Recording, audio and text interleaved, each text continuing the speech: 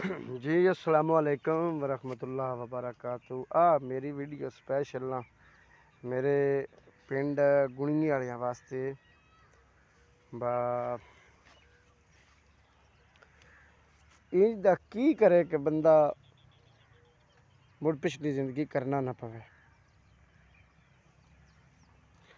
इंज दा की करे कि पिछली जिंदगी सन ना करना पवे और दुनिया गुणिये दा होया वेदी रवे बाबा की इन्ना कुछ कीता है।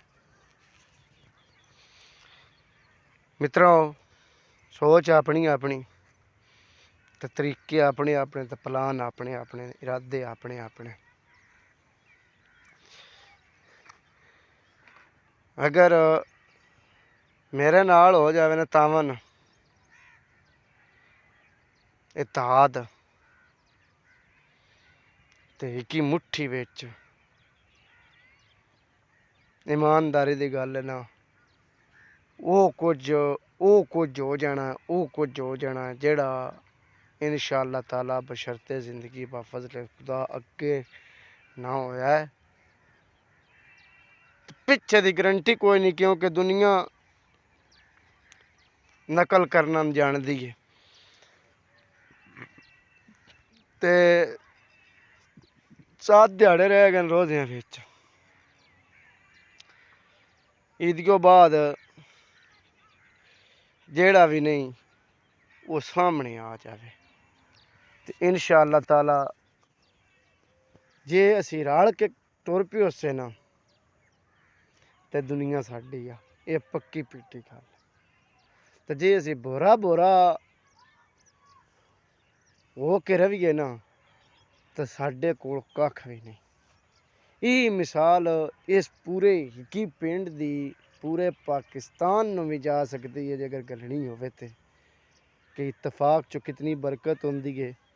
इकट्ठी हो के हिकी लोकां दे, हुण इस लोकां दी आबादी कितनी कोसी दी, चौकी तो चौकी कोई 4-5 हज़ार या यार 10,000 हो इस दी, लेकिन इंज दा इकट्ठे होया कर लिया ना कि सारियां दे सामने जिंदा मिसाल बन गए।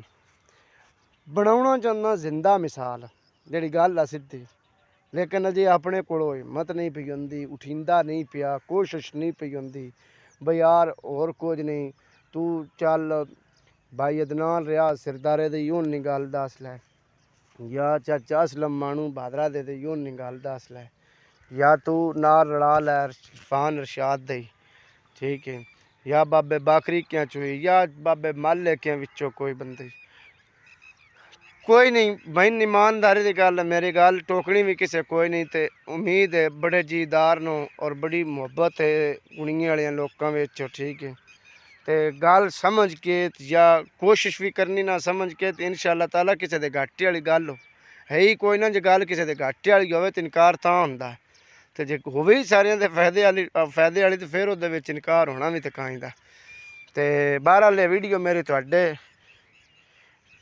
ना है और इस गुणिये वास्ते और पहली वीडियो तो अपने पेज ते अपनी फेसबुक उत्ते मैं इंशाअल्लाह अपलोड करनी है। और कुछ हो सकिया या ना हो सकिया, गलतियां कुताइयां वेख जबान च होंदियां ही रहनियां न, ये पक्की पीटी गल है, ये सवाल ही नहीं पैदा हो सकता। इंसान एक हमेशा गल याद रखिया, गलतियां इंसान मुक सकता है, इंसान मार सकता है, मगर गलती जितने थोड़ी इंसान जूंदा है उतने थोड़ी ये सोचना भी नहीं इंसान गलतियां तो पाक हो सकता है या वो बिल्कुल इंज हो जाता है। वो सवाल ही कोई गल ही कोई नहीं।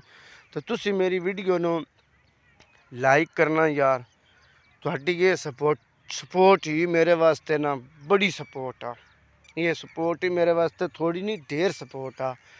मिस्टेक कोई नहीं मसला, हो सकता है मेरे कुछ लफज विचों जेड़े नो मिस्टेक जबान अगा पिछा हो जाती है, लेकिन इन जबान फदिया काम नहीं होंदा।